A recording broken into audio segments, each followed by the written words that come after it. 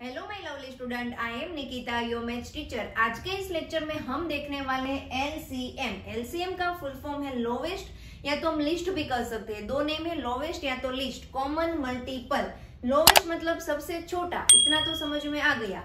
Common मतलब जो दोनों नंबर में हो, दो नंबर हो तो 2, 3, 4, मतलब जितने भी नंबर दिए है वो सब में होना चाहिए, उसको बोलते हैं कॉमन। और तीसरा है मल्टीपल, मतलब कोई भी नंबर का हमें एलसीएम निकालना है, उसमें से सबसे छोटा और तीनों नंबर के मल्टीपल में होना चाहिए। तो सबसे पहले मल्टीपल आना चाहिए। अगर जो आपको मल्टीपल नंबर्स का निकालना नहीं आता है तो मैंने ऑलरेडी मल्टीपल के वीडियो अपलोड कर दिए हैं, जो आईबेल में आपको सजेशंस आता होगा, वहां पे क्लिक करके सबसे पहले मल्टीपल सीखना होगा। मल्टीपल एंड फैक्टर वाला जो वीडियो है, मल्टीपल भी इंपॉर्टेंट है और फैक्टर भी इंपॉर्टेंट है। तो सबसे पहले नेम है मल्टीपल, तो मल्टीपल के ऊपर से एलसीएम निकालना सिखाती हूँ। उसके बाद फैक्टर से भी हम एलसीएम निकाल सकते हैं। तो मल्टीपल से कैसे निकाला जाता है, सबसे पहले डेफिनेशन कि the smallest common multiple of 2 और मोर नंबर। मैंने सिखाया कि जितने भी नंबर है उन सब के मल्टीपल लिखने हैं और उसमें से कॉमन मल्टीपल लिखना है और जो सबसे छोटा है वही लिख देना है। तो मल्टीपल के ऊपर से हम एलसीएम निकालते हैं।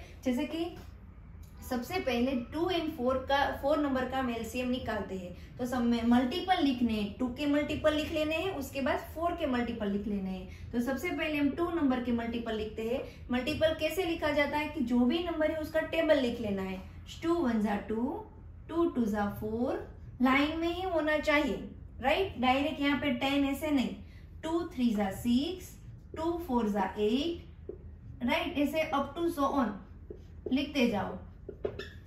ओके उसके बाद सेकंड नंबर कौन सा दिया है हमें, 4। तो 4 के मल्टीपल लिखो। 4 1 4, 4 2 8, 4 3 12, 4 4 16, 4 5 20, अप टू सो ऑन। कोई भी दो नंबर के एलसीएम फाइंड करने से पहले जो भी दो नंबर दिए है उसके मल्टीपल लिख लेने। तो यहाँ पे हमने मल्टीपल लिख लिया। अब उसका डेफिनेशन देखो, स्मॉलेस्ट कॉमन मल्टीपल। सबसे पहले दोनों में हुए ऐसा कौन सा मल्टीपल है, जैसे कि यहाँ पे 4 है, यहाँ पे भी 4 है, और सबसे छोटा होना चाहिए। जैसे कि यहाँ पे 12 है, यहाँ पे भी 12 है, तो 12 नहीं लेना है। क्यों नहीं लेना है, क्योंकि सबसे छोटा होना चाहिए। तो दोनों में हो और सबसे छोटा हो, ऐसा नंबर कौन सा है, 4। दैट्स वाई इसका एलसीएम क्या होगा, 4। मल्टीपल के ऊपर से हमने निकाला। दूसरा एक एग्जांपल सीख लेते हैं हम।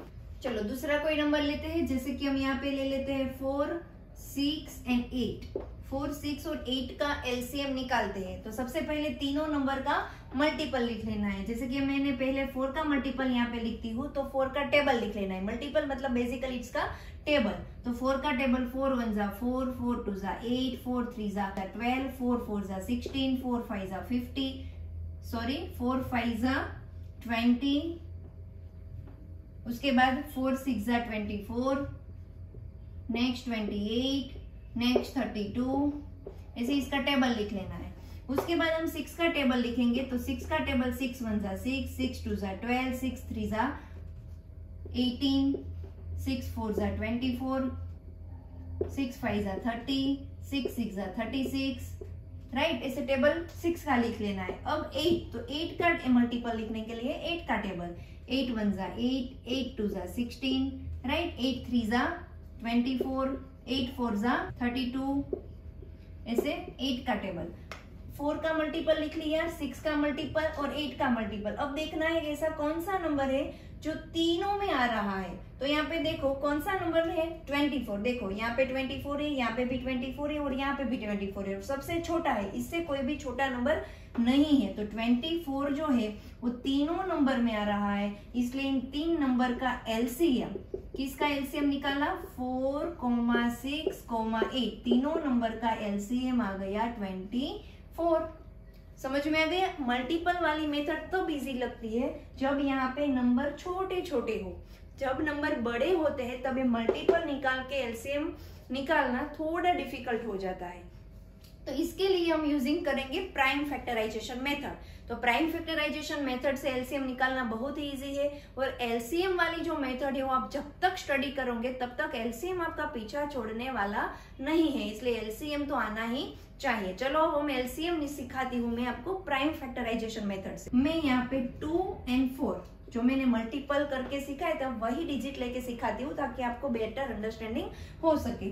2 and 4 का एलसीएम निकालना है लेकिन मल्टीपल से नहीं, फैक्टर से।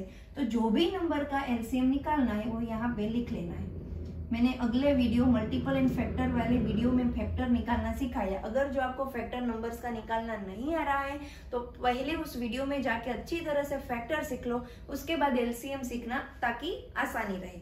चलो 2 नंबर का हमें एलसीएम निकालना है तो उसको एज अ फैक्टर के फॉर्म में लिख देना है। अब यही 2 नंबर का फैक्टर निकालना है। स्टार्ट करते हैं। मैंने क्या बोला था फैक्टर निकालने के लिए? सबसे पहले 2 के टेबल से स्टार्ट करना है। 2 के टेबल में अगर 2 में से कोई भी एक नंबर भी 2 के टेबल में आ रहा है तो यहाँ 2 से लिखना है।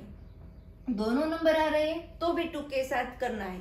लेकिन यहाँ पे ऐसे 2 नंबर है जो 2 के टेबल में नहीं आ रहा है तो आगे वाले टेबल देखना है, 3 का टेबल देखना है। हम यहाँ पे स्टार्ट करते हैं 2 से, तो दोनों नंबर 2 के टेबल में आ रहा है इसलिए यहाँ पे लिख देंगे 2। अब 2 के टेबल में दोनों नंबर कब आ रहा है? तो 2 आ रहा है, 2 1 जा 2 एंड 4 आ रहा है, 2 2 जा 4। राइट। फैक्टर के वीडियो में मैंने सिखाया था कि एक कब तक करना है, जब तक लास्ट में 1 ना आए तब तक। यहाँ पे तो 1 आ गया है लेकिन यहाँ पे 1 बाकी है, मतलब अभी एक और स्टेप करना होगा। वापस 2 का टेबल क्यों मैं यहाँ पे लेती हूँ? क्योंकि 2 के टेबल में 2 आ रहा है इसलिए। तो यहाँ पे मैं वापस 2 के टेबल से करूंगी, 2 1 जा 2। राइट। और जिस नंबर के साथ कुछ भी हम ऑपरेशन नहीं करते तो ऊपर वाला नंबर एज इट इज नीचे लिख देना है। यहाँ पे दोनों के नीचे 1 आ गया, इसका मतलब यहाँ पे हमारा एग्जाम्पल कंप्लीट हो गया। अब हमें एलसीएम मिल गया। किसका एलसीएम मिला? एलसीएम ऑफ नंबर 2, 4 क्या मिला? तो यहाँ पे जो नंबर है वो लिखना है 2 मल्टीप्लाई बाई 2।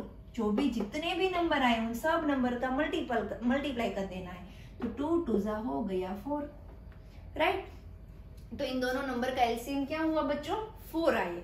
मैंने मल्टीपल वाले मेथड से भी सिखाया और इस मेथड को बोलते हैं प्राइम फैक्टराइजेशन मेथड। आपको जो भी मेथड इजी लगे उस मेथड से आप कर सकते हैं, लेकिन एग्जाम में अगर आपको क्लियर बताया है कि find the LCM using prime factorisation method, तब आपको यही मेथड से एलसीएम निकालना होगा। नेक्स्ट मैं सिखाती हूँ आपको दूसरे 3 नंबर जो लिए थे ना, वही नंबर से हम करेंगे। 4, 6, 8। चलो यही नंबर का हम एलसीएम निकालेंगे लेकिन यूजिंग प्राइम फैक्टराइजेशन मेथड। जो भी नंबर है वो यहाँ पे लिख लेना है, 4 6 and 8 is a form of table लिख लेना है। ओके। स्टार्टिंग करना है 2 के साथ। तो 3 में से अगर एक भी नंबर 2 के टेबल में आ रहा है तो करना है, और अगर एक भी नंबर नहीं आ रहा है 2 के टेबल में तो डायरेक्ट 3 के साथ करना है। तो चलो 2 से स्टार्ट करते हैं। 2 के टेबल में 4 कब आता है? 2 2 जा 4, 2 3 जा 6, 2 4 जा 8। एक स्टेप क्लियर हो गया बच्चों। अब वापस नेक्स्ट 2 से ही करना है क्योंकि यहाँ पे भी 2 के टेबल में 2 आता है और यहाँ पे भी 2 के टेबल में 4 आ रहा है, इसलिए करना है। तो 2 से स्टार्ट करते हैं अगेन। 2 1 जा 2 एंड 2 2 जा 4।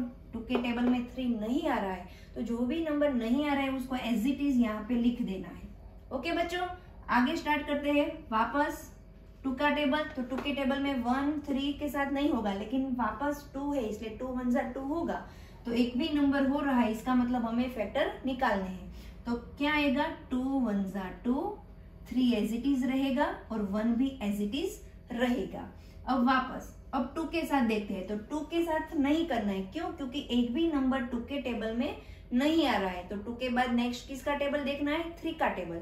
तो देखते हैं कि क्या 3 के टेबल में 3 आ रहा है? यस। तो 3 लेना है। कब आ रहा है? 3 1 जा 3। जिसके साथ ऑपरेशन नहीं हुआ है वो नंबर एज इट इज यहाँ पे लिख दो। लास्ट में जब 1 आ जाए तब इसका मतलब एग्जाम्पल यहाँ पे कंप्लीट हो गया है। अब हमें एलसीएम मिल गया। किस किस नंबर का एलसीएम हमने निकाला? 4 6 8।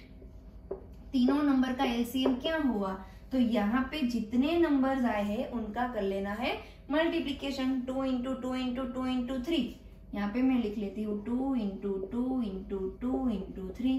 चलो मल्टीप्लीकेशन कर ले। 2 2 जा 4, 4 2 जा 8 एंड 8 3 जा 24। मतलब इसका एलसीएम क्या आ गया?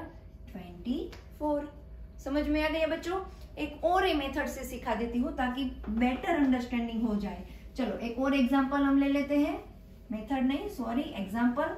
एक और एग्जांपल से हम सीख लेते हैं, थोड़े बड़े डिजिट 2 डिजिट नंबर के साथ करते हैं। चलो, जैसे कि 10 लेती हूँ, उसके बाद 12 और उसके बाद 15।